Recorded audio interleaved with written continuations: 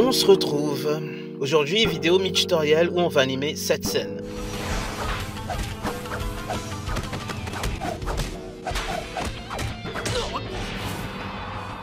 Oh, que c'est stylé!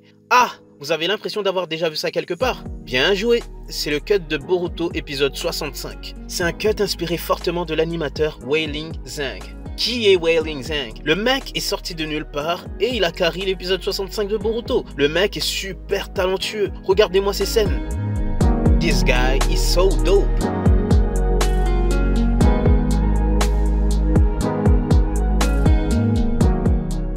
Mais avant de continuer, laissez-moi vous parler de Patreon. Non, c'est pas sponsor, mais je prévois quelque chose là-bas. En effet, je vais publier cette animation terminée en couleur sur Patreon. Bon, c'est la même durée qu'ici, mais juste là-bas, les scènes sont terminées. Et pourquoi aller sur Patreon, me demanderais-tu? Tout simplement parce que je veux limiter les vols sur mes vidéos. Ça n'empêchera pas que quelqu'un vole mes vidéos, mais au moins ça limitera un maximum. Oh putain, l'enfoiré de Otaku Fox. Le mec qui a eu plus d'1 million de likes sur mes vidéos sans me créditer. Donc à partir de maintenant, les vidéos entières seront sur Patreon, que ce soit des tutoriels, des dessins, des affiches, des conseils, tout sera sur Patreon. Et si vraiment j'arrive à en vivre, j'arrête mon boulot et je me mettrai à 100% sur YouTube. Alors que deviez-vous faire pour cela? Allez-y sur ma page, je mettrai ça en description, choisissez un abonnement et attendez que les vidéos sortent. Toutes les fan animations seront publiées en entier là-bas et non sur YouTube. En me soutenant sur Patreon, vous pourrez, attention, choisir et proposer les scénarios des futures fan animations. Et à chaque fois que j'atteindrai un palier, par exemple 400 membres, alors une fan animation sera faite avec les fans. Ils choisiront quelle licence, quel scénario, quel personnage adapté pour la fan animation à venir. N'est-il pas grandiose? Et si vraiment tu doutes, dis-toi que mec, 3 € par mois, c'est pas beaucoup frère. Enfin, sauf si t'es SDF. Si t'es SDF, garde ton argent. Enfin, le peu que t'en as. On se retrouve sur Toon Boom Harmony. Avant de commencer, je tiens à préciser que c'est une animation que j'avais prévue depuis 2021.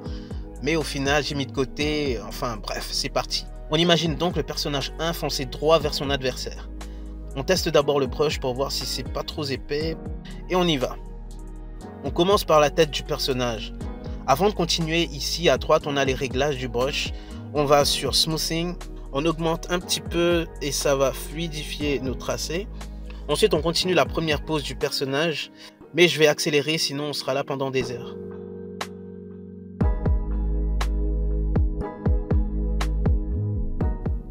La première pose est généralement celui qui me prend un peu plus de temps, le temps de trouver la bonne posture, qui est ici assez dynamique.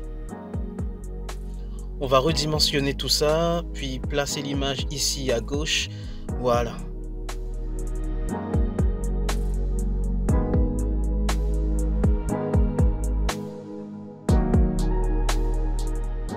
Et bien sûr, plus on avance dans l'animation et plus le mouvement du personnage évolue. Ici, il lève sa main pour mettre face à lui et donc présenter sa garde vu qu'il est en train d'attaquer.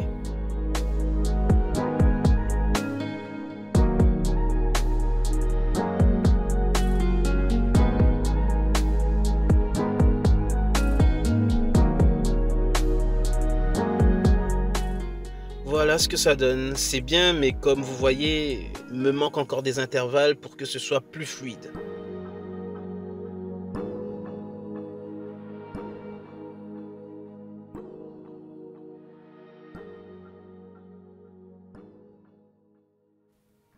Après quelques intervalles, voilà ce que ça donne. C'est déjà beaucoup mieux, beaucoup plus fluide, mais c'est toujours saccadé. On va essayer de bien disposer la timeline qui se situe ici en bas. Parfois, les animateurs amateurs ont l'impression que c'est pas fluide parce qu'il manque des intervalles. Alors que non, c'est juste parce que il faut bien disposer les images. Ici, par exemple, je mets les images en pas de 2 ou en pas de 3. Parfois en pas de 1 aussi, mais voilà, je garde les pas de 1, 2 ou 3. Vous voyez, ça rend beaucoup mieux. Étant donné que je suis un peu foufou, allez, on rajoute des intervalles. Mais je vous rassure, hein, je pourrais m'arrêter à là, mais je veux juste que ce soit parfait. Prochain cut, on va dessiner le personnage qui rentre dans le cadre. Voilà, on va le placer ici et il va s'avancer jusqu'au milieu pour se fight avec le deuxième personnage. Bien sûr, ici, on ne perd pas de temps, il attaque direct, il envoie un coup qui sera contré et ensuite il se mettra en position et renvoyer d'autres coups, etc. Bien sûr, je vous le dis ici, c'est beaucoup plus facile pour moi vu que j'ai déjà un modèle du type d'animation que je devrais faire. Donc ça va aller beaucoup plus rapide pour moi.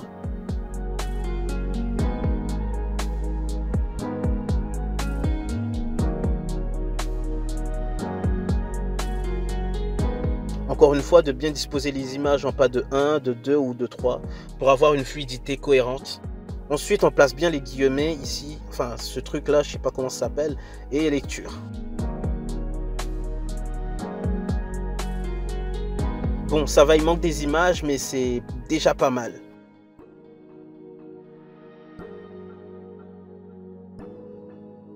Voilà, j'ai bien avancé avec le taijutsu, maintenant on s'arrête à là et on va regarder ce que ça donne. Mais avant ça, on va bien répartir les images, encore une fois, en pas de 1, de 2 ou de 3. C'est vous qui voyez. Allez, lecture. On se met sur le troisième calque et on va commencer à animer le deuxième personnage. Encore une fois, pose dynamique et il doit s'apprêter à parer le premier coup. Ici, on le fait faire un petit coup de pied retourné, puis on revient sur le perso en blanc.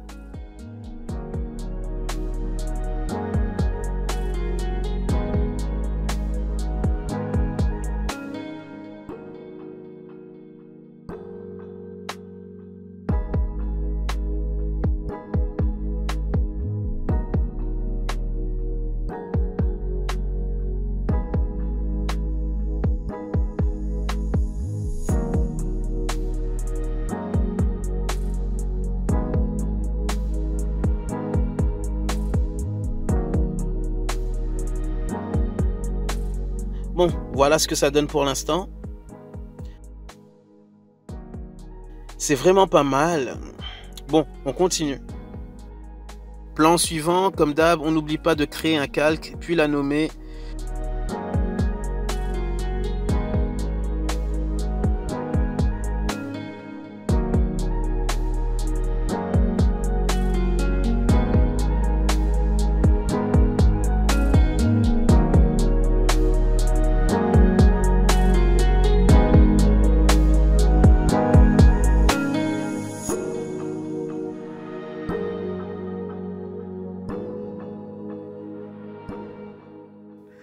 Et bien sûr, ici, quand un personnage reçoit un coup, on n'hésite pas de bien déformer la faciès du personnage pour qu'on se rende compte de la puissance des coups qui se prennent.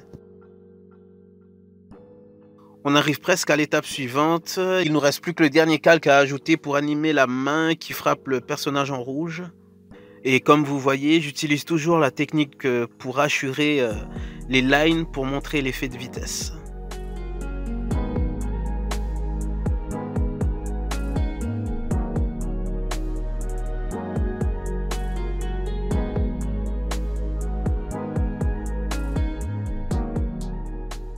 Voyons maintenant la scène finale.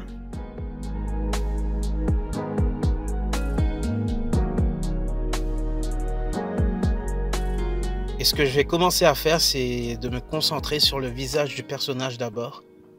Bon, ne rigolez pas de la tête du perso. Mon style de dessin, c'est pas vraiment le style One Piece, mais ici, c'était juste pour le concept de la vidéo. Et bien sûr, comme vous avez remarqué, j'ai pris une autre couleur pour ne pas me perdre avec les lines par rapport au calque en dessous.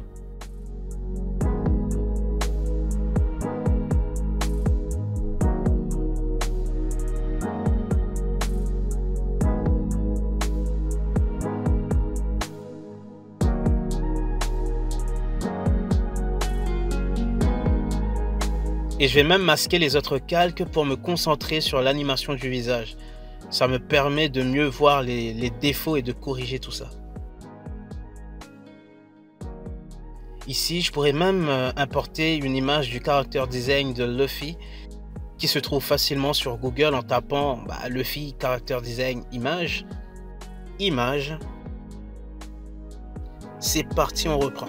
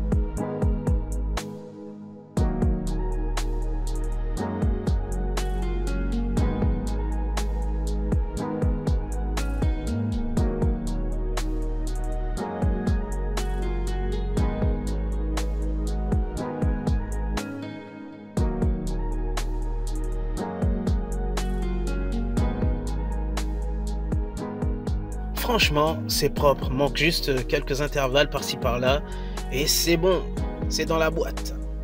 On a quasiment fini, maintenant c'est enfin l'étape du clean.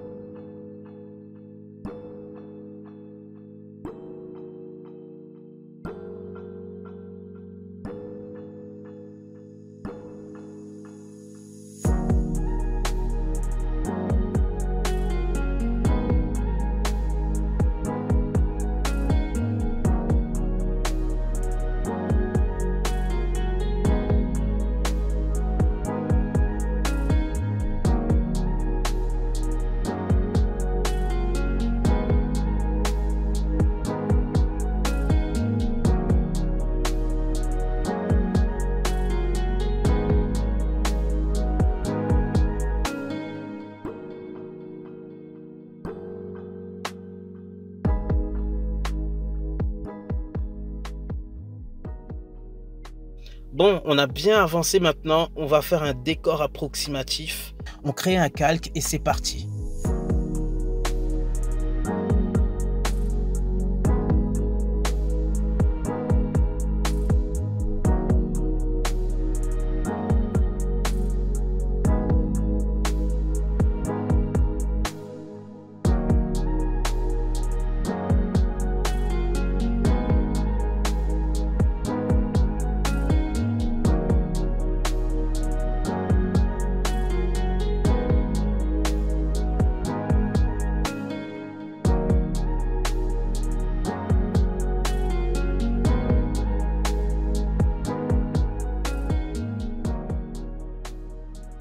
Bon, enfin terminé. Pour le reste, c'est-à-dire la coloration et la création des décors, etc., seront faites sur une vidéo dédiée. À vrai dire, je sais même pas si les abonnés ou les fans d'animation vont me suivre. Donc, je préfère pas trop mettre le paquet pour l'instant. En tout cas, merci à tous ceux qui se sont abonnés et tous ceux qui me suivent sur Patreon, qui me soutiennent dessus. Pour ceux qui ont eu la motivation de regarder jusqu'ici, alors merci. Et j'espère que vous avez appris beaucoup de trucs et astuces. Et comme je le dis tout le temps, même si vous avez compris que 5%, c'est mieux que rien. Allez, à bientôt.